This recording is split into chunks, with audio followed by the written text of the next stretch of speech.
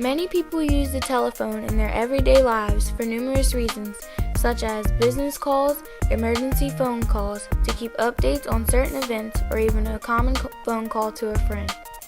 It all started with Alexander Graham Bell's desire to make communication more efficient. Bell was born in Edinburgh, Scotland, March 3, 1847, to a deaf mother. This is the reason Bell was so interested in sound and technology. After high school, Bell attended Edinburgh University. Later, as a professor at Boston University, he began working on an invention that would allow a few sound waves over one wire at the same time. It was called the telegraph. With the information he learned about simple sound waves from inventing the telegraph, he was determined to come up with a way to transmit vocal messages over a single wire to different destinations. One day, while Bell and his assistant, Watson, were working, Bell heard the sound of a plucked reed Watson had been tuning in the next room. They started to experiment, and one day, Bell transmitted the well-known words, "Mr. Watson, come here, I want you." Prior to the telephone, people used telegrams, postal mail, carrier birds, and messengers. After the telephone invention, Bell accomplished many other goals in his life. In 1880, he invented the photophone, which transmits speech by light rays. And in 1917, he developed the hydrodrome at 70 miles per hour, the fastest boat in the world for many years.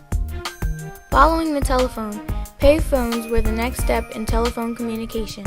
Because all people couldn't afford telephones in their homes, payphones were put throughout the cities or towns so people could communicate while they were out and away from home.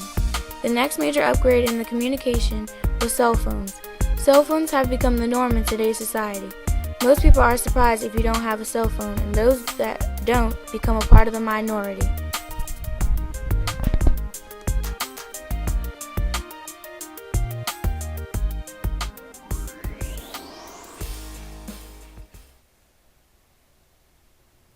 Cell phones have impacted the way that I live because it just makes everything easy. Not even necessarily for telephone calls or to make a phone call, but I store everything on my calendar and I use it as an alarm clock in the morning. And then it is easy when you're at the grocery store and you forget, and so you call home and say, "Hey, do we have any milk?" So it has impacted it that way.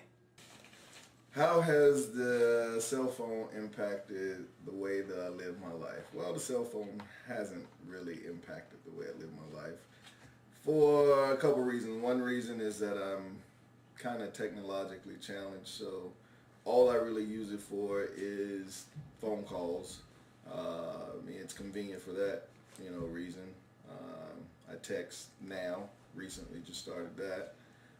But as far as using all the other features and stuff, it's not that important to me.